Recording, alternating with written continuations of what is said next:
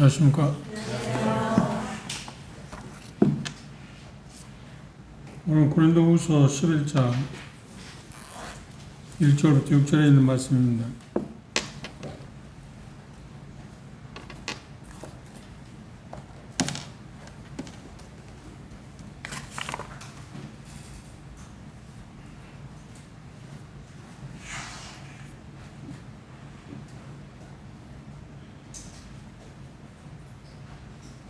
제가 먼저 11장 1절 읽겠습니다.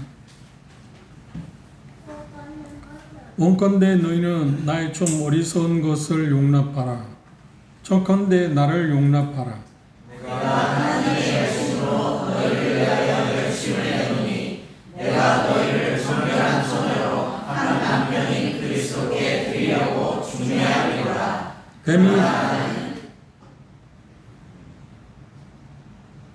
뱀이 그 간계로 이와를 미혹해 한 것 같이 너희 마음이 그리스도를 향하는 진실함과 깨끗함에서 떠나 부패할까 두려워하노라.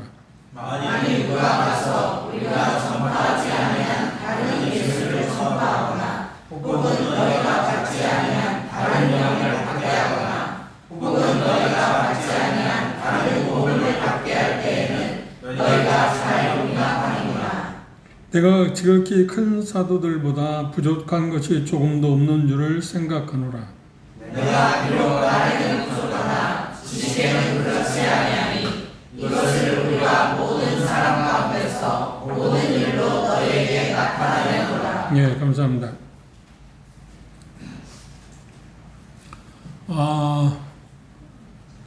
모든 문화권, 그 문화의 중심은 언어라고 그렇게 우리가 알고 있잖아요.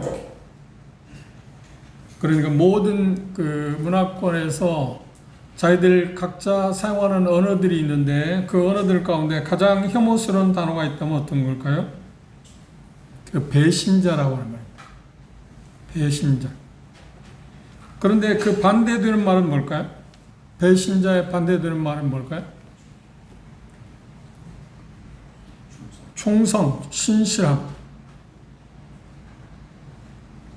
근데 성경은 이 신실함에 대해서, 충성에 대해서 그 중요성을 강조하고 있습니다. 잠언 한번 볼까요? 잠언 10장을 봅시다.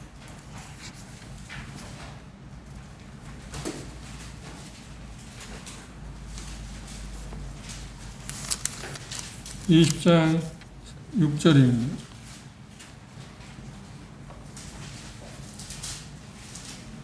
잠언 20장 6절이면 많은 사람은 각기 자기의 인자함을 자랑하나니, 이 인자함이라는 것은 신실함에 대한 이야기입니다. 충성된 자를 누가 만날 수 있으랴.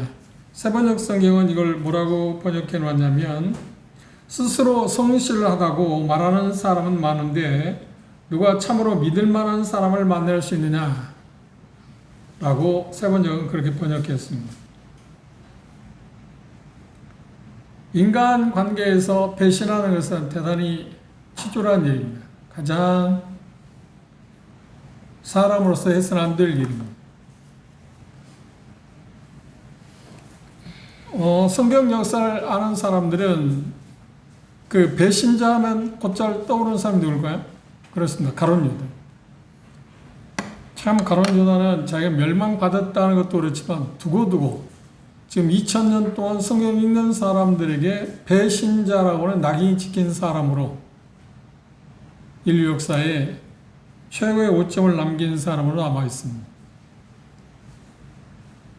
인간관계에서 배신하는 것은 대단히 서글픈 일이고 말씀드린 것처럼 치졸한 일입니다.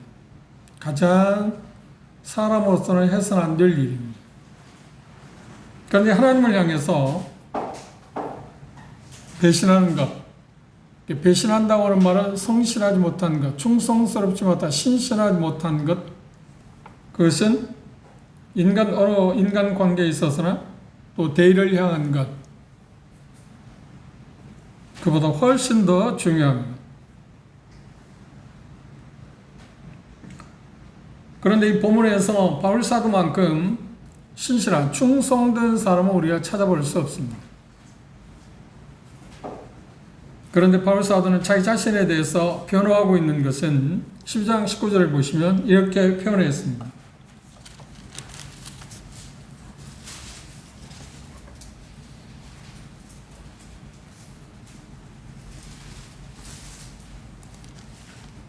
고린도서 12장 19절입니다.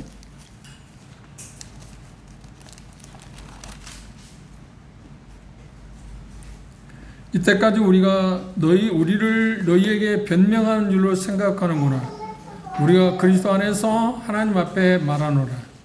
사랑하는 자들아, 이 모든 것은 너희의 덕을 세우기 위함이다. 바울 사도는 지금 이 11장에서 그렇게 표현하고 있습니다. 나의 좀 어리석은 것을 용납하라. 청컨대 나를 용납하라. 그것은 자기가 지금 변호하고 있는 것에 대해서 용납의 어떤 필요성에 대해서 강조했습니다. 변호하는 이유는 뭐라고요? 자기 자신을 자화자찬하기 위해서 하는 게 아니라 고린도 성도들을 위한 거다. 그들을 세우기 위한 거라고 이야기했습니다. 우리가 시작할 때 10장 11장 13장에서 바울 사도는 누구에 초점을 맞췄다고요? 지금 대다수가 고린도 성도들 가운데 회개하고 돌아왔습니다. 그래도 아직도 회개하지 않은 사람도 있습니다. 그리고 거짓 교사들, 옆 본문에 나온 것처럼 뭐라고 표현했냐면 본문에서는 그 사람들에 대해서 비아냥거리는 말로 그렇게 표현했습니다. 어떤 표현을 했냐면 여기 말씀에 자세히 보시면 5절에 그랬습니다. 내가 지극히 큰 사도들보다 슈퍼 사도. 근데 이게 잠시 후에 설명하겠지만 12사도들에 대한 이야기가 아닙니다. 뭔가 지금 비아냥거리고 있습니다. 거짓 사도들, 거짓 교사들에 대해서 지금 바울 사도는 이 본문에서 언급을 하고 있습니다. 근데 그들과 자기 자신을 지금 비교해서 이야기하고 있는 이유는 뭐냐면 대다수는 고린도 성도들이 회개함으로 말미암아서 거짓 교사들, 여기 표현한 대로 한다면 거짓 사도들이 어떻게 했다고요? 이제 잠재적으로 조금 수그러든 것처럼 보이지만 여전히 뭘 하고 있나요? 기회가 되어지면 또다시 고린도 교회를 뒤엎을 생각을 갖고 있는 사람이 생각보다 많이 남아 있습니다. 그리고 그 사람들에 동조하고 있는 사람들이 아직도 남아 있었어요. 그들 때문에 이 10장, 11장, 12장, 13장에서 지금 바울 사도는 자기 자신의 사도권에 대해서 지금 변명하고 있다고 우리가 공부를 했습니다. 시작을 할 때. 그 변명하는 것은 자기 자신을 변명하는 게 아니라 복음에 대한 확정을 이야기한 거고 10장에서 이야기하는 것처럼 고린도 성도들을 세우기 위해서 그렇게 하고 있다. 그래서 표현한 건 영컨대 너희는 나의 좀 어리석은 것을 용납하라. 청컨대 나를 용납하라고 하는 말인 자기 자신이 참 사도와 거짓 사도를 구별하는 방법을 일깨우기 위해서 사용했기 때문에 이야기하고 있기 때문에 그것을 이해해 달라고 지금 이야기하고 있는 말입니다. 이해하셨나요?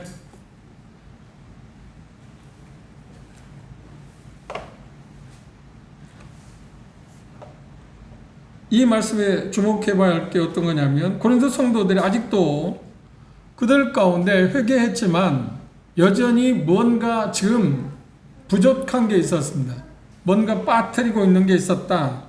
그래서 그것들을 일깨울 필요성이 있었다. 그것을 한마디로 말하면 조금 전에 표현한 것처럼 충실한 것, 신실함, 충성, 여러 가지로 표현할 수 있습니다. 그리고 여기 3절에서 표현한다. 진실함이라고도 표현할 수도 있습니다. 그런데 그걸 구약에서는 뭐냐? 인자함이라고 표기하기도 했습니다. 성실함. 하나님에 대한 그 성실함. 그것이 고린도 성도들에게 지금 부족했고 문제가 거짓 교사들 때문에 그들의 마음이 지금 그것에 떠나 있기 때문에 그 모습을 지켜본 바울 사도는 대단히 두려워했습니다. 왜냐하면 점점점 그게 회복되지 않으면 회개하고 완전히 돌아서지 않으면 그들이 더 부패한 쪽으로 흘러갈 수밖에 없다고 하는 생각 때문에 대단히 두려워했다.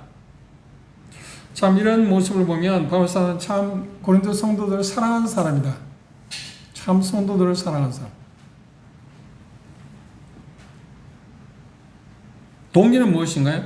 고린도 성도를 하여금 그리스도께 충성할 수 있는 신실함, 진실함을 되찾도록 하기 위해서 지금 이 본문에서 몇 가지를 촉구하고 있습니다.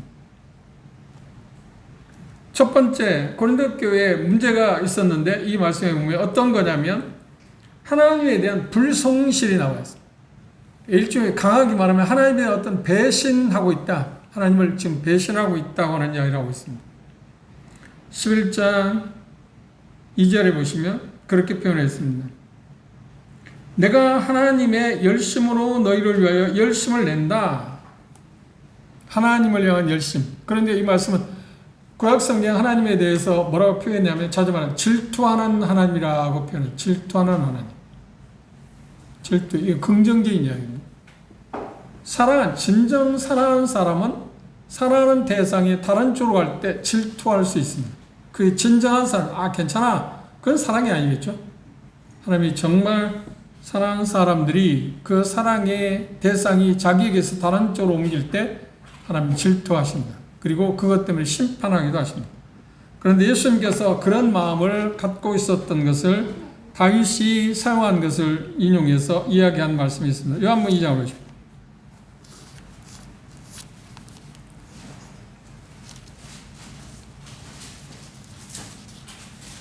요한복음 2장 17절입니다.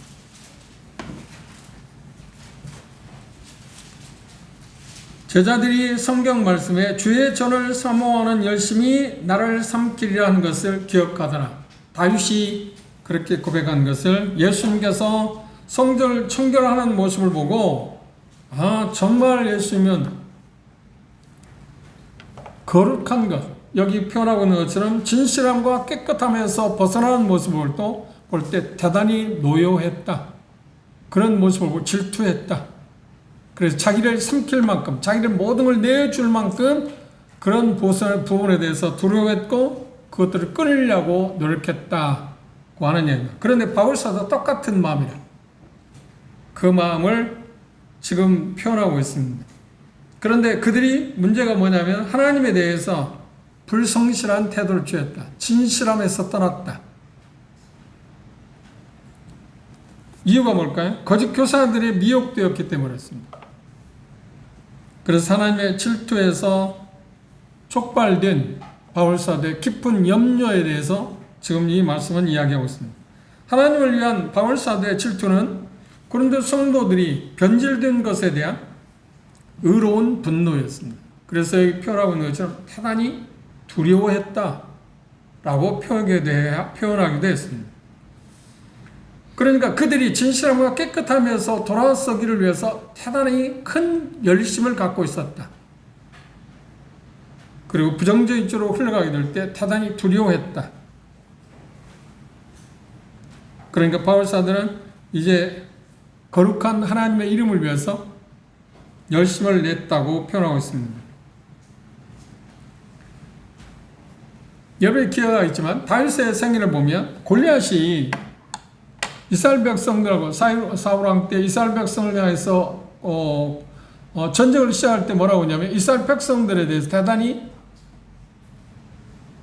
어떤 표현을 했냐면 대단히 멸시했습니다. 하나님의 백성에 대해. 다윗이 그 말을 들을 때 저 할례받지 않은 이방인이 군사력이 대단히 큰 겁니다. 무서운 사람입니다. 그런데 할례받지 않는 저 이방인이 하나님을 욕되게 하는 것을 들을 때 다윗은 열불이 났어요. 하나님의 영광에 훼손당하는 것에 대해서 다윗은 참지를 못했어요.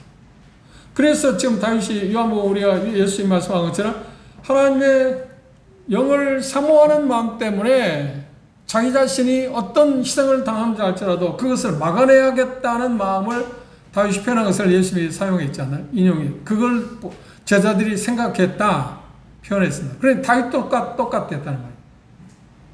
고린도 성도들이 부패했을 때 하나님에 대해서 진실하면서 멀어졌을 때 바울은 어떤 마음이냐면 주님이 유대인들에 대해서 성전을 깨끗게 하는 걸 통해서 하나님에 대한 열정 때문에 그런 일들을 하신 것처럼 다윗도 골리앗을 향해서 하나님의 이름이 모욕당하는 것을 차마 볼 수 없기 때문에 내가 그를 죽이겠다고 나서는 것처럼 하나님의 영광을 욕되게 하는 것을 볼 수 없다. 더 이상 참을 수 없다 해서 자기 자신이 나선 것처럼 다윗도 고린도 성도들의 회복을 위해서 지금 나섰다고 이야기합니다. 그런 마음을 지금 했어요. 이유가 뭐냐면 그들이 하나님에 대해서 불성실했기 때문입니다. 정확히 말하면 하나님에 대한 어떤 배신감에 그들이 빠져 있었다고 하는 겁니다. 그래서 이 표현 가운데서 고린도 성도들을 지금 촉구시키고 있습니다. 그들을 회복해야 한다. 완전한 자리로 돌아와야 한다고 하는 것을 지금 이야기하고 있습니다. 고린도 성도들에게 문제가 또 하나 있었는데 그게 뭐냐. 두 번째에 보면 2절부터 3절, 2절 하반절부터 보시면 2절부터 다시 보십시오. 내가 하나님의 열심으로 너희를 위하여 열심을 내노니 그 다음 하반절은요. 내가 너희를 정결한 처녀로 한 남편인 그리스도께 드리려고 중매함이로다. 뱀이 겉관계로 이와를 하와를 미혹해 한 것 같이 너희 마음이 그리스도를 향하는 진실함과 깨끗함에서 떠나 부패할까 두려워. 주님께 그들은 불순종이었습니다. 주님께 대해서 불신실했다. 성실하지 못했다. 진실하지 못했다. 진실함을 그들이 상실했다고 이야기합니다. 그런데 이 말씀에서 바울 사도는 결혼에 대한 이야기를 통해서 그걸 유비라고 표현합니다. 그걸 사용해서 고린도 성도들이 하나님께 불성실한, 그래 충성하지 못한 불충한 사실을 염려를 표현했습니다. 그걸 이해하기 위해서 유대인의 결혼에 대해서 우리가 잠시 생각해 봅시다. 문화를 생각해. 유대인들은 우리도 약혼이라는 게 그 전에는 있었습니다. 그런데 지금은 약혼 기간을 하지 않는 것 같더라고요. 민재도 약혼 기간이 없었죠. 뭐 교제하다가 그냥 날 받아고 장가가고 쉬고 거의 다. 근데 전에는 우리나라에도 약혼 기간이 있었지 않나요? 근데 유대인은 약혼이라고 정혼이라고 말합니다. 근데 우리 문화로 말하면 약혼 기간. 그래 좀 다른 게 뭐냐면 정혼하면 부부로 인정했습니다. 정혼했을 때, 그러니까 우리 문화로 하면 약혼했을 때 그걸 파혼한다고 이야기하는데 그러기 위해서는 두 가지 이유가 있어요. 부정적인 일이라든지, 그렇죠? 상대방이 부정적인 일을 했을 때든지, 아니면 더 이상 그 사람하고 정혼할 수 없다고 생각했을 경우에, 그러니까 이혼 증서를 써 주어서 하는 거죠. 우리는 결혼하고 난 다음에 이혼 증서를 쓰지 않나요? 그런데 유대인들의 문화 가운데는 정혼하고 나서, 우리 문화로 하면 약혼하고 나서도 이혼 증서를 써줘야 했습니다. 그런데 그 기간이 얼마냐면 약 1년이라는 기간이 있습니다. 마리아도 마찬가지입니다. 마리아도 마태복음 1장에 보면 요셉하고 정혼하고 나서 1년이라고 하는 시간이 있은 다음에 결혼을 했는데, 그런데 정혼 기간에 1년이라고 하는 기간 동안에 무슨 일이 벌어졌다고요? 성령님에 의해서 잉태된 것이 드러나서. 그러니까 요셉은 그걸 보고 어떻게 이야기하나요? 마태복음 1장에 보면 가만히 끊고자 했다. 그래서 그를 의로운 사람이라. 정혼한 처녀지만 그에 대해서 보호해 주고자 하는 마음을 그는 갖고 있었다. 그리고 고민하고 있을 때 성령이 나타나서 아니야, 그거 불륜에서 온 게 아니라 성령님에 의해서 아이를 갖게 됐는데 그 아이 이름을 예수라고 해라. 그래서 데려와서 예수님이 세상에 태어날 때까지, 탄생할 때까지 부부 관계를 갖지 않았고 그 후에 부부 관계를 가짐으로 말미암아서 사람 1녀 아니면 2녀, 마태복음 10장에 나온 것처럼 나왔다. 그런데 캐톨릭에서는 마리아를 뭐라 하냐면 성모 마리아에서 결혼한 일이 없다. 자녀가 가진 거 있다. 그 마태복음 10장은 뭐라고 하는 거예요? 그에게 자녀들이, 형제들이 4명이나 있었고 누이들이 있었다고 그러는 거예요. 누이들이 있다고 그러는데 누이들이라고 말했기 때문에 2명 이상일 겁니까? 그러니까 마리아는 예수님을 성령에 의해서 잉태했고 세상에 탄생한 이후에 그 요셉과 관계를 가지고 부부 관계를 가짐으로 말미암아서 어떻게 했다고요? 사람 2녀 이상의 자녀를 갖고 있었다는 겁니다. 그럼 캐톨릭이나 그런 일이 없다는 거예요. 말이 안 되는 얘기예요. 올릴 수 있는 게 아무리 추앙하고 높인다고 해도 그렇게까지 높일 필요는 없는데, 그런 다음에 여기 이제 1년이라는 시간이 지나면 결혼을 하는데 그 당시 문화가 아버지, 그런 게 친정 아버지라고 말합니다. 친정 아버지가 1년 동안 하는 일이 뭐냐면 자기 딸이 정결하게 처녀로서, 그러니까 부정한 일을 저지르지 않고 정결한 상태에서 그 약혼녀, 그러니까 정혼한 남자에게 정확하게 시집갈 수 있도록 안내하는 것이 어떤 일이냐면 그 당시 처녀들의 부모가 하는 일, 아버지가 하는 일. 그런데 그것을 지금 말씀해서 바울 사도가 자기 그 심정으로, 즉 아비의 마음으로서 고린도 성도들을 그렇게 하나님께 중매하고자 하는 마음을 갖고 있다. 무슨 말인지 이해하시나요? 그 문화를 이해하시면 좋겠습니다. 그러면 이 말은 뭐냐면 고린도 성도들이 예수 그리스도를, 우리도 마찬가지, 우리가 예수 그리스도를 믿는 순간 어떤 건가요? 지금 예수 그리스도와 뭘 맺었나요? 쉽게 말하면 정혼한 관계입니다. 결혼한 관계는 아닙니다. 결혼을 아직 안 했어요. 결혼식은 언제 한다고요? 우리가 휴거 된 이후에 하늘에서. 그리고 어떤 성경학자가 이야기할 때 신혼여행에서 어디를 갈 거냐? 근데 천년왕국, 이 지상에서 천년왕국 동안에 신혼여행, 이제 다스리는 걸 통해서 신혼여행을 할 거다. 그렇게 이야기합니다. 그게 재미있는 표현이라고 그렇게 이야기합니다. 바울 사도는 지금 그러니까 그 여자의 처녀의 아버지의 심정으로서 1년 동안 자기 딸이 정결한 처녀로 신랑에게 안내하기 위해서 그 책임을 다하고자 하는 마음처럼 지금 고린도 성도들을 그리스도에게 인도하고자 하는 어떤 마음으로요? 여기 표현한 것처럼 진실함과 깨끗한 처녀들로, 그러니까 고린도 성도들, 우리도 마찬가지, 우리들도 그렇게 하나님께 드려지기를, 그리스도께 드려지기를 원하는 마음이 바울 사도입니다. 그러니까 신부의 아버지의 심정이다. 근데 신부 아버지는 노심초사하는 게 뭐예요? 자기 딸이 1년 동안에 어떤 부정적인 일을 저지르면 안 되잖아요. 그런 걸 생각해 봅시다. 지금 문화는 우리 그리스도인들도 조심해야 한다고 생각합니다. 그리스도인들이 결혼하기 전에, 쉽게 말하면 결혼하기 전에 어떤 아무리 사랑하는 사람일지라도 결혼하기 전에, 유대인들이 그랬습니다. 정혼하고 나서 1년 동안의 그 기간을 거의 거치는데, 1년 아닐 때도 있습니다. 거의 1년의 기간을 거치는데 1년 동안에 어떤 일을 하냐면 육체적인 관계를 하면 뭐라고 하냐면, 성경은 뭐라고 하냐면 그게 부정하다고 말했어요. 그러니까 친정아버지, 그러니까 처녀의 아버지는 그 일을 막아야 했습니다. 사이될 사람하고도 관계도 맺지 못하게 하고 다른 사람에게서 어떤 이런 불륜이 일어나지 않도록 하는 것이 그 아버지가, 딸을 갖고 있는 아버지가 하는 일이라니까요. 그래 표현하고 있는 것처럼 진실함과 깨끗하면서 부정한 일이 벌어지지 않도록 최선을 다해서 딸을 보호해주고 지켜야죠. 그래서 깨끗한 딸로서 사위에게, 그러니까 그렇죠, 정혼한 남자에게 되돌려주는 것, 안내하는 것. 그게 당시 신부의 아버지들이, 정혼한 그러니까 처녀의 아버지들이 하는 일이었어요. 그래 바울 사도가 바로 그 마음을 갖고 지금 있다.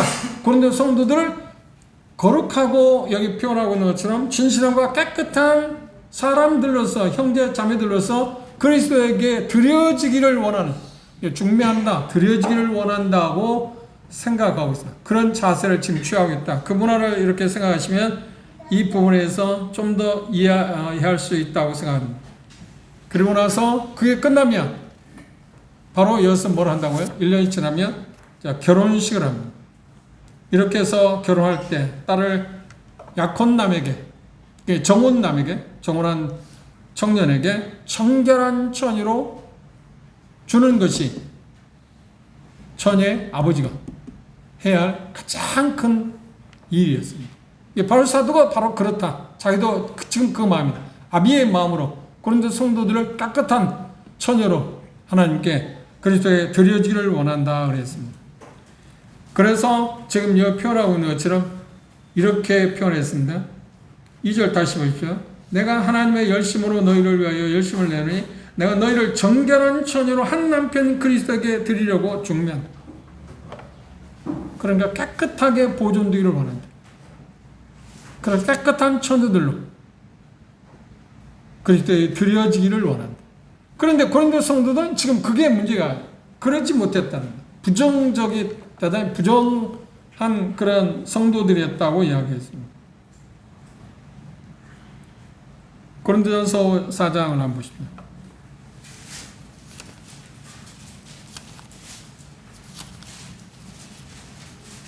고린도전서 4장 5절에 보시면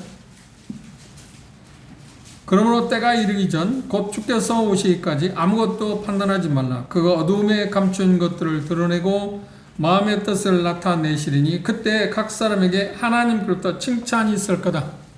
모든 사람들, 고린도 성도들이 본문에 말한다면 고린도 성도들이 거룩하게 하나님 앞에 드려짐으로, 그래 바울 사도가 그 일을 고린도 성도들에게 함으로 말미암아서 하나님께 드려짐으로 하나님 앞에서 어떻게 상 받기를 원한다. 그게 바울 사도가 지금 그 마음이다. 처녀의, 정혼한 처녀의 아버지의 심정으로 나는 고린도 성도들을 지금 대하고 있다. 그 얼마나 중요한 일입니까? 그리고 결국은 그렇게 해서 1년 후에 결혼하게 되면 이제 하나님 앞에서 그들이 어떤 삶을 살았는가 하는 것을 평가받게 될 겁니다. 그런데 그건 교리적으로 보면 우리가 공중에 휘고되고 공중에서 혼인잔치가 있습니다. 그렇죠? 그때까지 그 혼인잔치에 이르기 직전, 그러니까 정확히 말하면 휴거 전까지 성도들이 여기 표현하고 있는 것처럼 진실함과 깨끗함에서 떠나지 않게 하기 위해서 자기는 지금 최선을 다하고 있다. 그런데 성도들에 대한 마음이 그렇다고 하는 이야기です. 그런데 이 말씀을 자세히 보시면 3절 보십시오. 뱀이 그 간기로 이와를 미혹한 것 같이 너희 마음이 그리스도를 향하는 진실함과 깨끗함에 떠나 부패할까 두려워합니다. 내 마음이 처녀의 아버지 마음인데 생각보다 처녀들이, 그러니까 지금 정혼한 처녀가 아비의 마음을 잘 모르고 고린도 성도들이 바울 사도의 마음을 잘 모르고 문제는 거다. 탈선할 수 있다고 하는 생각을 했습니다. 그래서 그 표현을 말하자 진실함과 깨끗함에서 벗어날까 두렵다 그랬습니다. 그 이유는 뭔가요? 그들이 진실함과 깨끗함에서 떠나게 되는 이유가 뭐냐 할 때 창세기 3장에 있는 내용을 암시하고 있습니다. 에덴 동산에서 사탄은 창세기 3장으로 돌아가고 싶다.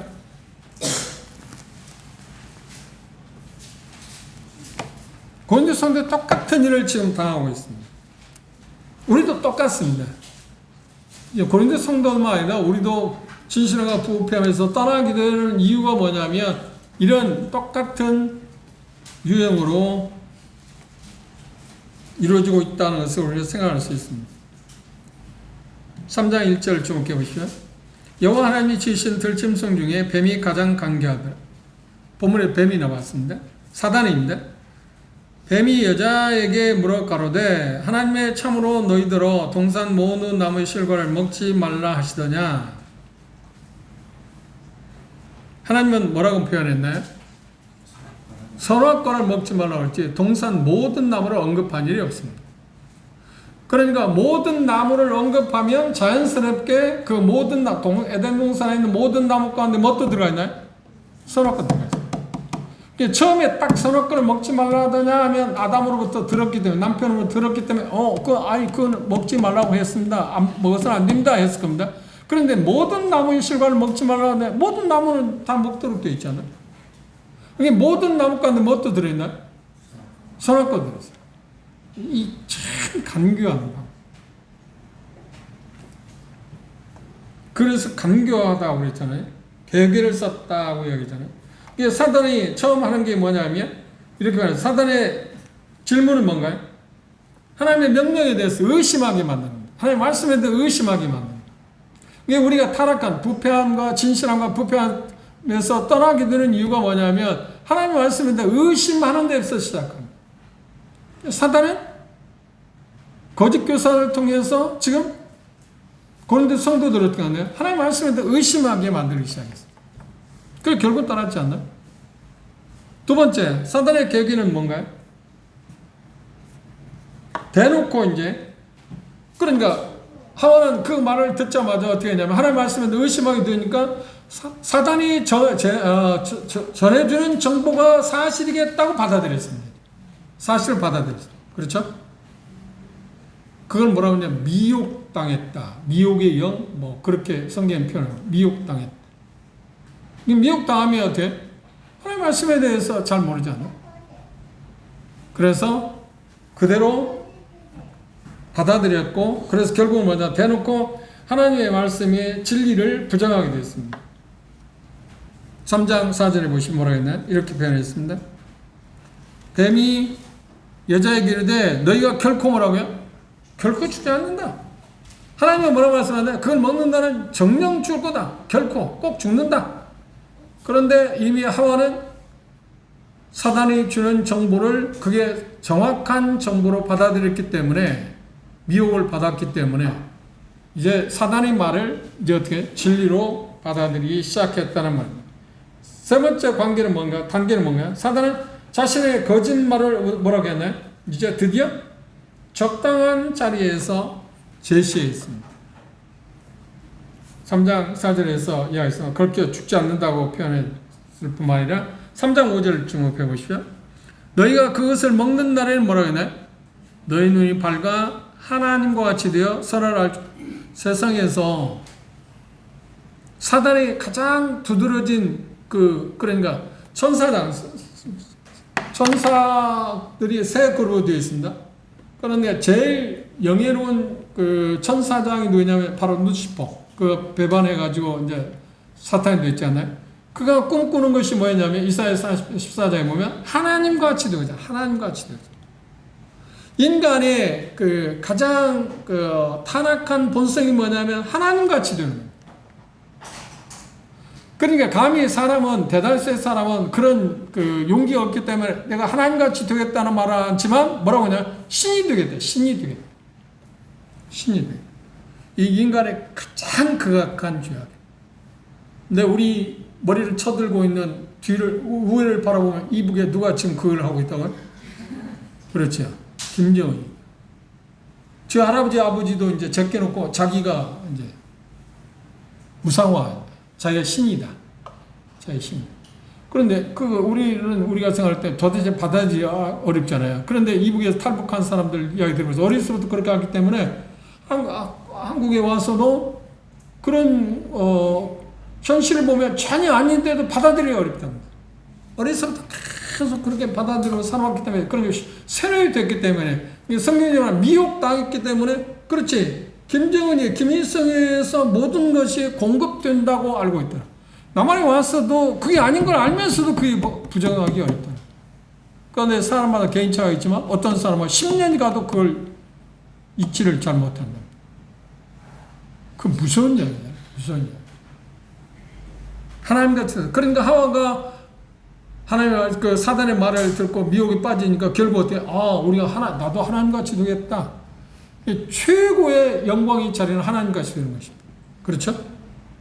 부정적인 쪽에서는 최악의 문제고 긍정적인 쪽에서 그런데 이 부분을 생각하면 결국 예수 그리스도를 우리가 믿고 거듭난 사람들이 예수 그리스도와 함께 이제 우리가 휴거되고 영광스러운 나라에 될 때 우리는 누구와 같이 되는 건가요? 실사? 그리스도와 같이. 그게 최고의 영광입니다. 실사. 하나님같이 되는 건 아닙니다. 그리스도와 같이 된다고 하는 말은 그와 같은 유격이 똑같다는 말이 아니고 그분의 모습을 그대로 담는다는 거죠. 이게 최고의 영광의 자리에 간다고 하는 거예요. 거듭난다는 것은 정말 놀라운 일입니다.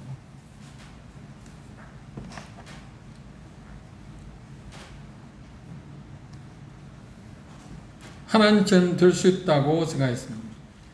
똑같이 고린도 교회도 지금 보십시오. 우리가 지금까지 계속 공부한 것처럼 거짓 사도들을 통해서 거짓 교사들을 통해서 사단은 그들을 통해서 고린도 성도를 회유하기를 미혹하기를 뭐라고 했나요? 그렇지.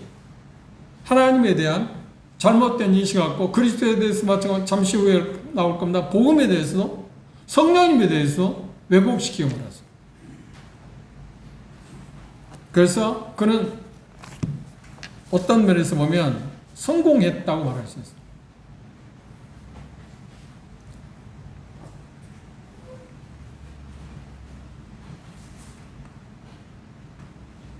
11장 13절 이하의 말씀을 보시죠.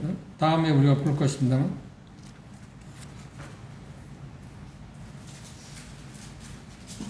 13절 저런 사람들은 거짓 사도 계획들의 여건이 자기를 그리스도의 사도로 가장하는 자들이니라. 이것이 이상한 일이 아니라 사단도 자기를 광명의 천사로 가장하나니 그러므로 사단의 일꾼들도 자기를 의의 일꾼으로 가장하는 것이 또한 큰 일이 아니라 저희 결국은 그 행위대로 될 거다. 이 거짓의 가장 두드러진 배경이 뭐라고요? 사단의 배경이다. 미혹당하면 우리가 이성적으로 볼 때 그 하나님의 말씀에서 정면으로 배치되는 일에 어떤 사람 미혹당하지 않나요? 그런데 이해가 안 되잖아요. 이성적으로 이해가 안 되잖아요. 그런데 미혹의 영을 받으면 그거 어쩔 수 없어요. 어쩔 수 없어요. 이게 무서운 일입니다.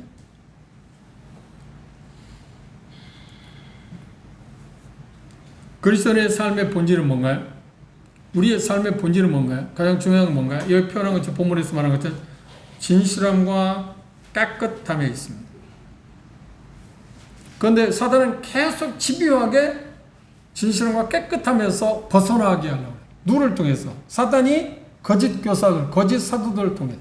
그런데 그 일에 성공했잖아요. 그런데 바울사는 어떻게 하냐? 지금 그들에게 그 잔존하고 있는 지금 남아있는 그런 부패한 모습들을 지금 어떻게 하냐? 일깨워서 그걸 버리도록 하기 위해서 지금 이 말씀하고 있습니다. 그러면 생각해 보세요. 저도 그렇고 우리 모두가 지금 현재 진실하게 표현하는데 진실함과 깨끗함에서 우리 자신들이 지키고 있는가? 그리고 그것에서 벗어날 때 그 두려움을 내가 알고 있는가?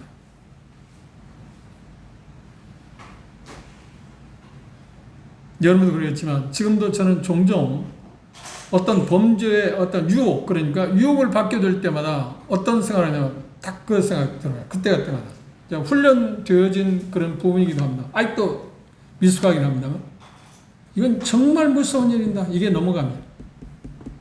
바꿔 말하면 여기 표현하는 것처럼 진실함과 깨끗함에서 내가 떠나게 되면 정말 이것처럼 무서운 일이 없다.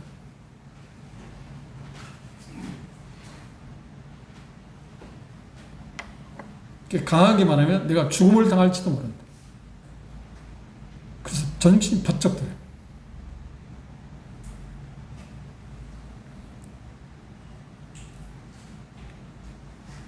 기억하십시오.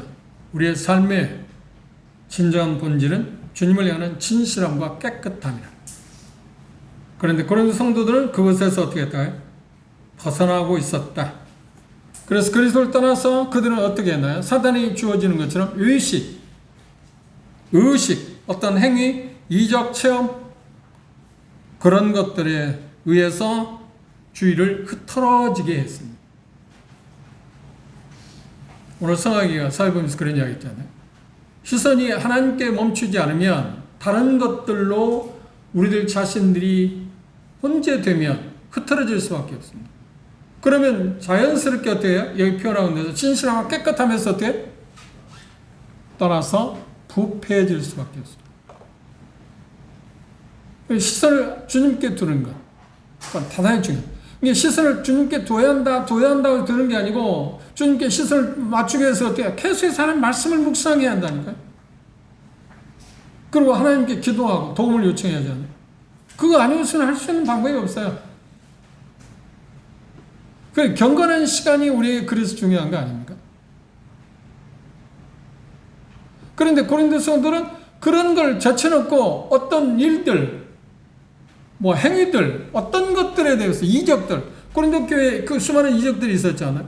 은사들이 다양하고, 근데 그런 쪽, 특히 방언 그런 또 신비적인 요소들에 치중을 했어요.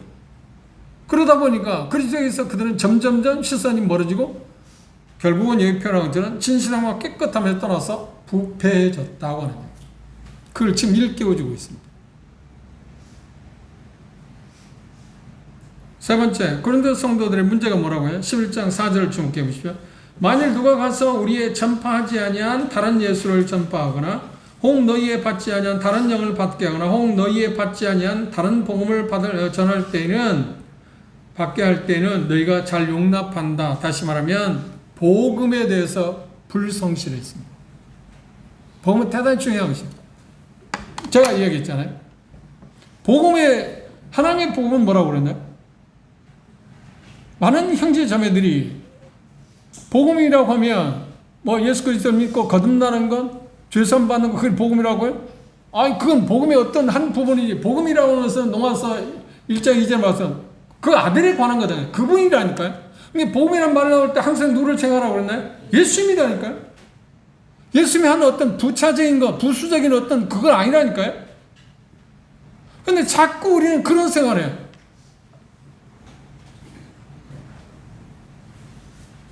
그리고 심지어 말씀을 드렸습니다만 제가 가는 곳마다 이야기를 하면 복음하면 구두자들, 구원받지 않은 사람에게 해당하는 거다. 이런 정말 허무함이 없는 허무맹랑한 복음의 어떤 기본 자체도 잃어버리고 있는 우리들의 모습 아닌가요? 우리들은 이미 일깨운 바 있습니다만 아직도 여러분들이 그 외부에 있는 다른 어떤 형제 자매들을 만나서 한번 물어보세요. 복음이 뭡니까? 그럼 복음은 당신은 형제고 자매니까 구원받았으니까 당신의 복음이 필요합니까? 필요하지 않습니까? 왜 내게 복음 필요하냐? 나는 이미 복음을 받아들였는데. 대다수가 그렇게 말한다니까요. 이거 정말 어처구니 없어요. 복음은 그 아들, 그분 자신에 대한 것이에요. 그래서 제가 설명했잖아요. 넘어가세요. 복음은 칭의도 들어있고 성화도 들어있고 영화도 들어있다. 그 아들에 관한 거란 거예요. 그러니까 그들이 복음에서 떠났다. 다시 말하면 앞에서 이야기한 그리스도에 떠나게 되면 자연적으로 예수님께서 우리에게 주는 혜택이라고 하는 복음에서 떠날 수밖에 없잖아요. 그 충실하지 않았다는 거예요. 그런데 이 말씀은 대단히 중요한 의미를 있기 때문에 좀 더 생각을 해보고 싶어요. 거짓 교사들은 바울이 전파한 주 예수 그리스도가 아니라 다른 복음을 전했습니다. 갈라디아 교회에서도 그랬습니다. 다른 복음 뭔가요? 바울 사도나 사도들이 전한 은혜의 복음, 하나님의 복음 말고 다른 복음이 있다는 말이 아니고 그 하나님의 복음에 무엇인가를 더하거나 무엇인가를 빼는 것을 가리켜서 다른 복음이란다. 그런데 정확히 말하면 뭔가요? 믿음으로가 아니라 은혜만이 아니고 어떤 우리의 행함에 의해서 구원을 받는다거나 그 모든 잡다한 그런 것들이 뭐라고요? 그게 다른 복음이라니까요. 고린도 교회도 자기들이 바울 사도가 전한 진정한 복음을 통해서 구원을 받았음에도 불구하고 거짓 교사들은 지금 다른 복음을 전했어요. 어떤 복음을 전했을까요? 은혜 아닌 행위를 이야기했었고 믿음이 아닌 어떤 삶의 어떤 것 자기들이 충실하게 뭔가 하는 것 그것에 의해서 구원을 받을 수 있다고 이야기했을 겁니다. 이건 다른 복음 아닌가요?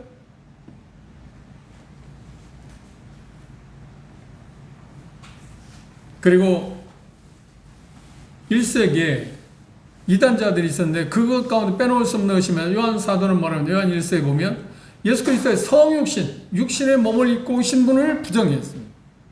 그게 다른 복음. 예수님이 육신을 입고 오신 분이라고 해서 믿지 않으면 어떻게 구원을 받습니까? 그분이 사람이 되지 않고서 어떻게 우리를 구원할 수 있냐고요. 피 흘릴 수 있냐 하는 거예요. 그게 다른 복음들입니다. 그런데 고린도 성도들은 그것에 미혹을 당했습니다. 두 번째, 또 그들은 어떤 걸 성령이 아닌 다른 영을 받았습니다. 모든 가르침은 사단이 그의 귀신들에게 의해서 우리에게 주어집니다. 그것들을 성경은 뭐라고 하냐면 미혹의 영이라고 말했습니다. 한번 보십시오. 디모데전서를 보십시오. 4장입니다.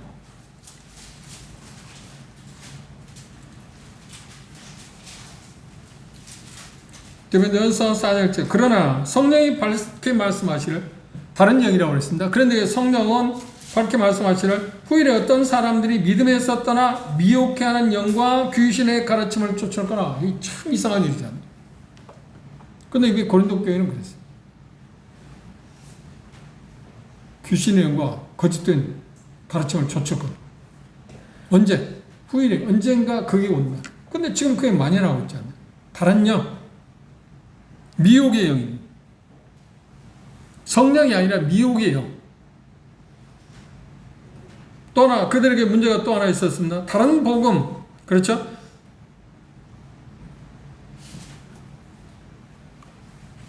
정확히 말하면 4절 9번째 그러겠습니다. 혹 너희의 받지 아니한 다른 복음을 받게 할 때 그들은 이미 참된 복음을 받았잖아요. 고린도 성도들은. 그런데 다른 복음을 받게 할 때 그들은 어떻게 잘 받아들인다 이야기했습니다. 좀 전에 이야기한 진정한 하나님의 참된 복음에 뭔가를 더하거나 제한 것들 그것들을 다른 복음이라. 그래서 바울 사도는 갈라디아 성도들이 뭐라 했나요? 다른 복음을 전하는 자는 저주를 받아야 한다. 저주를 받아야 한다. 우리가 대단히 주목해야 할 게 이 세 가지입니다. 다른 예수, 다른 영, 다른 영이란 성령이 아닌 다른 영, 미혹의 영입니다. 다른 복음. 이것을 정말 경계해야 합니다. 네 번째, 고린도 성도들에게 지금 경각심을 갖게 하는 것이 있었는데 그건 5절 6절에 보시면 내가 지극히 큰 사도들보다 부족한 것이 조금도 없는 줄 생각하노라. 내가 비록 말에는 초라나 지식에는 그렇지 아니하니 이것을 우리가 모든 사람 가운데서 모든 일로 너희에게 나타내었다 했습니다. 진리에 대해서 그들은 불성실했습니다. 여기 지극히 큰 사도는 거짓 사도들에 대한 이야기입니다. 왜냐하면 첫 번째, 여기 슈퍼 사도라고 하는 하나님께서 언제 사도들에 대해 큰 사도, 슈퍼 사도라는 언급을 한 일이 있나요? 언급한 일이 없습니다. 근데 이렇게 지금 바울 사도 이야기하는 말은 비아냥거리는 얘기. 근데 고린도 교회 와서 혼란을 시킨 그들이 지금 자기들이 모습을 볼 때 아까 13장에서 12장에서 읽은 것처럼 대단한 사람이라 자기들 생각했잖아요. 빛의 광명의 천사처럼 가장한다고 그랬잖아요. 그들을 비아냥거리면서 너희들은 슈퍼 사도들이냐? 그렇게 지금 이야기하고 있어요. 냉소적인 표현입니다. 비아냥거리는 태도입니다. 그리고 11장 4절에 우리가 본 것처럼 거짓 사도와 다른 복음을 그들이 전하기 때문에 그렇죠? 거짓 사도로서 거짓으로 전하기 때문에 그런 표현을 했고 또한 세 번째는 여기 표현한 것처럼 6절 중에 내가 비록 말에는 초라나 지식에는 그렇지 않다. 당시 헬라 문화 가운데 가장 크게 생각했던 건 뭐예요? 화술, 수사학, 웅변술. 근데 바울사는 고린도에 와서 복음을 전할 때 웅변술을 했다고요? 설득했다고? 아니야. 성령의 나타남, 하나님의 능력에 의해서 고린도서 2장에 보면 내가 복음을 전할 때 하나님의 능력으로 성령의 나타남으로 그렇게 했다. 그런데 고린도에 지금 보냄을 받지 않은 거짓 사도는 어떻게 나와요? 그들 큰 사도들처럼 자처하고 있지만 실상 그렇지 않다고 하는 것을 지금 이야기하고 있어요. 그걸 여러분들이 꼭 기억하시기 바랍니다. 여기 큰 사도라고 하는 말, 지극히 큰 사도라고 하는 말은 진정한 12사도를 말하는 게 아니라 고린도 교회에 와서 잘못된 사도들, 그들을 지금 비아냥거리는 냉소적인 표현으로 지금 이야기를 하고 있습니다. 거짓 사도들은 여기 표현한 것처럼 뭐라고 표현했나요? 바울 사도가 10장에서 우리가 공부한 것처럼 바울 사도는 말에는 시원치 않다. 말이 신통치 않다. 다시 말하면 화술과 어떤 웅변술이 좋지 않다고 하는 표현을 했습니다. 10장을 보십시오. 우리가 이미 봤습니다.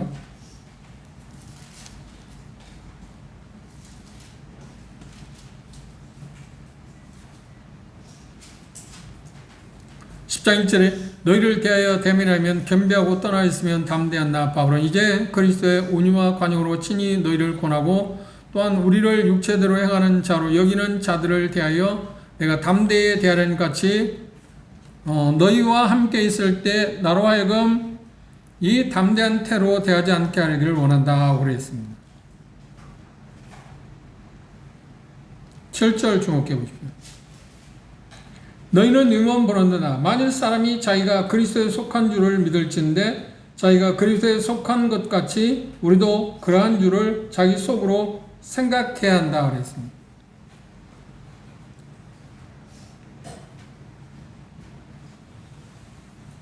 바울사도가 신통치 않다.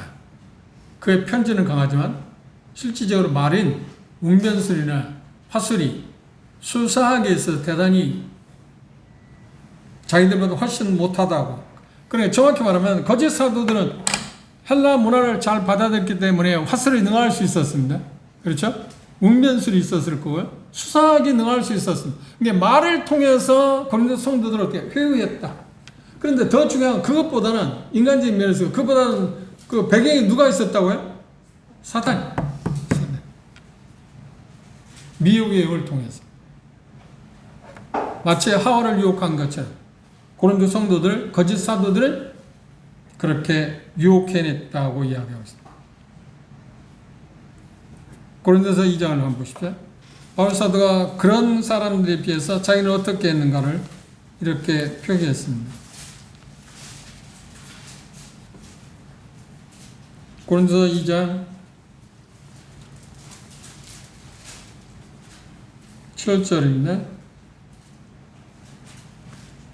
오직 비밀한 가운데 있는 하나님의 지혜를 말하는 것이니 곧 감추었 것인데 하나님이 우리의 영광을 위하사 만세 전에 미리 정하신 것이라. 이 지혜는 이 세대의 관원이 하나도 알지 못하였나니 만일 알았다면 영광의 주를 십자가에 못 박지 아니하였을 거라고 표현했습니다. 그 다음 말씀해 보시면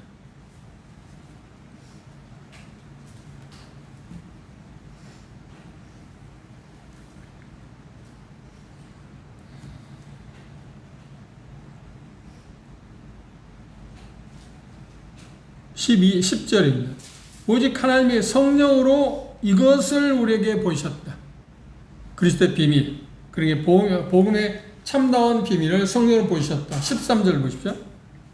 우리가 이것을 말하거니와 사람의 지혜로 가르친 말로 아니하고 오직 성령의 가르친 것으로 하니 신령한 일은 신령한 것으로 본다.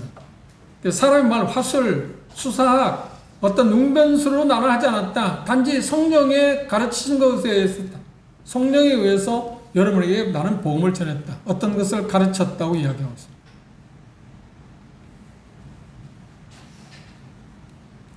바로 성도들에게 견고한 어떤 교리적인 어떤 기초에 대해서 고린도 성도들에게 약 2년 동안 머물면서 어떻게 했나요? 가르쳤습니다. 그렇죠? 그런데 18개월이라고 했으면 약 2년 동안 가르쳤습니다. 그런데 잠시 떠나 있는 동안에 고린도를 떠나서 다른 지역에 복음을 전하러 가는 바람에 그곳에 공백이 생겼는데 누가 들어왔다고요? 거짓 사도, 여기 말씀 안 돼요. 거짓 사도들, 거짓 교사들 들어와서 교회를 온통 휘저어놓았습니다. 미우의 영을 통해서. 그래서 그들의 모습 때문에 교회는 어떻게 했다고요? 지금 대단히 산란해졌습니다. 그리고 이 표현하는 것처럼 진실함과 깨끗함에 떠나서 부패할까 바오사는 두려워했습니다. 그래서 4가지의 경고를 했습니다. 첫 번째 뭐라고요? 하나님에 대해서 그들은 불신실하고 있다. 그리스도에 대해서도 그렇다. 그리고 복음에 대해서 그렇다. 그리고 진리에 대해서 그들은 불충실하고 있다. 그러면 우리가 이 부분에서 배워야 할 건 뭔가요? 그렇지, 우리는 항상 하나님에 대해서, 예수 그리스도에 대해서, 그 다음 복음에 대해서, 진리에 대해서 신실함을 유지해요. 그렇죠? 이유가 뭔가요? 그래야만 여기 표현한 것처럼 신실함과 깨끗함에서 떠나지 않고 바울사도가 그렇게 원한 것처럼 정결한 처녀로 그리스도에게 우리가 옮겨질 수 있기 때문에 그렇습니다. 그런데 이 말씀을 하고 나서 시간이 약 40여 년이라는 시간이 흐른 후에 요한계시록 보면 아시아 7교회 가운데, 그러니까 고린도도 거기 들어갑니다만 요한계시록에 나오는 에서, 보드, 사빌라, 아시아 7교회의 그 형편을 보면 이미 40년이 흘렀는데, 요한사도 반복성에 가고 40년이 흘렀는데 그들은 어떻게 하나요? 이 부패함에서 떠나 있었어. 대다수의 교회들. 딱 하나. 빌라델비아 교회를 제외하고.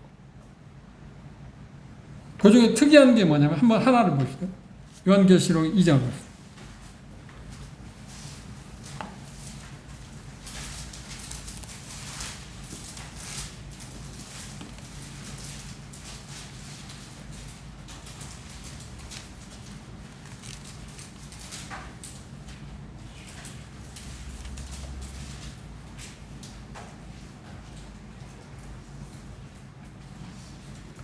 (18절입니다) 두아데라 교회입니다. 두아데라 교회에 대해서 이야기합니다. 20절에 보면 그러나 내게 책망할 일이 있노라. 자칭 선지자라는 여자 이세벨을 네가 용납함이니 그가 내 종들을 가르쳐 행음하게 하고 우상의 제물을 먹게 하는. 이세벨이 뭔가요? 아합의 아내에 있지 않나요? 유대 역사에서 여러 왕 가운데 가장 나쁜 왕이 아합 왕이었고 그의 처 이세벨. 그런데 아합이 그렇게 나빠질 수 있는 악한 왕으로 전락할 수 있었던 건 누구 때문이래요? 그네 이세벨 때문에. 근데 여기 도안대교회는 뭐냐? 이세벨이 가르침이 왔었다. 여러 가지 이유가 있어요. 그 내용이 있습니다. 그 중에 첫 번째가 뭐냐면 이세벨을 용납했다는 말은 디모데전서 2장에 있는 자매들의 위치에서 벗어나는 일을 용납했다는 겁니다. 무서운 일입니다. 그런데 최근에 들려진 소식에 의하면 우리는 교회에서 신학교회 원리에서 자매들 위치에 대해서 대단히 중요하게 생각하지 않나요? 그렇죠? 그리고 그걸 잘 배웠다고 생각합니다. 그런데 들려진 소식에 의하면 교회에서 자매들의 위치가 하나님의 말씀에 따라서 가지 않고 있습니다. 형제들의 위에서 가르치려 그리고 자기들이 대단히 권위를 주장. 형제들 어떤 말을 듣지도 않습니다. 지금 무서운 시기에 우리는 살고 있어요. 그 우리 이야기다니까 남의 이야기 아니라 우리 이야기. 성경은 분명히 자매들 위치에 대해서 견고한 자리를 이야기하고 있잖아요. 이유가 왜라고요? 지금 본문에서 말하는 하와가 자기 머리인 남편의 말에 순종하지 아니함으로 말미암아서 죄가 들어오게 했기 때문에 교회는 그 죄가 들어온 것을 막기 위해서 어떻게 했다고요? 그렇지. 여자들로 하여금 침묵해. 어떤 것에 대해서 권한을 제한했습니다. 그러니까 가르치는 것을 그리고 순종해라. 아, 순종하래. 순종하래. 안 해. 지금 무서운 세상에 우리 살고 있어요. 근데 여기 도안다른 교회가 벌써 그때부터 그게 있었다는 거예요. 그리고 여기 두 번째 그 도안다른 교회 특징이 뭐라고 했나요? 여기 표현한 것처럼 그가 내 종들을 하나님의 진정한 종들을 어떻게 가르쳐서 교 행음하게 했다. 부정하게 저질렀다. 그리고 우상의 제물을 먹게 했다. 교리적으로 혼탁하게 했다는 말이에요. 이미 바울사도 고린도 교회에 말하고 있는 진실함과 깨끗함에서 떠나는 것에 대해서 부패할까 두려워했는데 불과 40년 채 안 돼서 어떻게 했다고요? 예수님께서 교회들 볼 때 어떻게 했다고요? 벌써 그게 드러나고 있다. 그러면 2000년 흐른 지금은 얼마나 심할까요? 우리는 정말 각성해야 할 때입니다. 정말 각성해야 할 때. 그리고 가장 중요한 것은 결론적으로 가장 중요한 건 뭔가요? 하나님과 예수 그리스도의 복음과 성경의 진리에 대한 절대적인 마음으로 그 일에 진실하게 우리는 임해야 합니다. 신실한 것. 그리스도의 이름을 부르는 우리들은 형제 자매로 구원받은 우리들은 정말 모두가 하나님과 예수 그리스도의 복음과 성경의 진리를 절대적으로 준수하는 일에 충성하는 일에 대해서 어떤 타협도 해서는 처음에 조금씩 우리는 양보하기 시작해서 점차 내어주잖아요. 이게 어떤 일도 지금 고린도 교회에 경고하고 있는 것처럼 하나님에 대한 진실함, 그리스도에 대한 진실함, 복음에 대한 진실함, 진리에 대한 진실함, 충성, 그에 대해서 벗어나지 않도록 우리는 노력. 그러기 위해서 우리가 할 일은 뭐라고요? 그렇죠. 경건의 시간, 하나님의 말씀을 계속 가까이 하는 것이다. 그럼 묵상하는 것이다. 그럼 기도하는 것이다. 그것만 우리를 지킬 수 있습니다. 어디서? 이 바울사도에 진실함과 깨끗함에서 떠나지 않게 하는 유일한 방법이 그것이다. 지금 그것 때문에 바울사도는 고린도 교회가 그러지 않기 위해서 자기 마음을 최선을 다해서 기울이고 그걸 경고하고 있습니다. 우리가 이 경고를 받아들여서 이 네 가지 부분에서 우리가 진실합시다. 배신자가 되지 맙시다. 첫째 뭐라고요? 하나님께 대해서, 그리스도에 대해서, 복음에 대해서, 그리고 진리, 배운 바를 우리는 준수하고 어떤 일이 있어도 그것에 양보하지 맙시다. 그리고 철저하게 그걸 준행합시다. 언젠가 기회가 되면 이스벨에 대해서 좀 이야기할 수 있는 시간이 있을지 모르겠습니다. 우리 현실에 제가 듣게 될 때 나타나는 현상 보면 참 암담해요. 정말로 암담합니다. 우리가 어떻게 왜 그렇게 되는지 모르겠어요. 그러면 그분들에게 물으면 왜 그럴까요? 그렇지. 고린도 교회의 모습 보는 것처럼 그렇지. 사단이 미혹의 영을 통해서 어떤 형제들이 어떤 사람을 통해서 그렇게 조작했겠죠. 그러니까 그런 마음을 가질 게 아닙니까? 어떻게 그런 강심장을 가질 수 있을까요? 가능한 게 아니잖아요. 미혹의 영은 무서운 거죠. 우리에게 그것들이 침투하지 않도록 우리들을 지키는 것 대단하죠. 교회적으로도 마찬가지고 개인적으로 우리가 그걸 지키면 교회적으로 그게 들어올 수가 없지 않나요? 다시 한번 그런 부분에서 우리가 경각심을 갖고 하나님의 능력을 구합시다. 기도합시다.